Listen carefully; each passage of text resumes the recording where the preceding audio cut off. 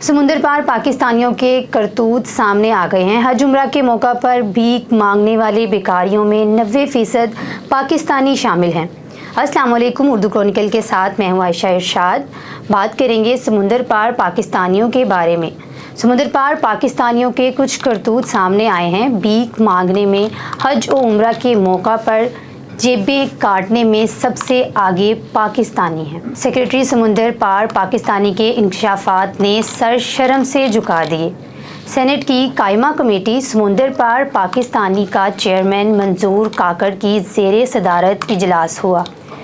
Secretary ने इंकशाफ किया कि बैरून मुल्क जितने फ़कीर गिरफ्तार होते हैं, इनमें से 90% पाकिस्तानी होते हैं।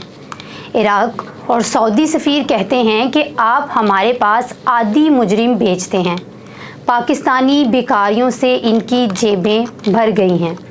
इजलास में बताया गया कि यहाँ से जहाज़ भर भर कर बेकारी बैरून मुल्क भेजे जा रहे हैं, ज़्यादातर डिपोर्ट हो रहे हैं। हरम के अंदर से जितने जेब कतरे पकड़े जाते हैं, इनमें ज़्यादातर पाकिस्तानी होते हैं।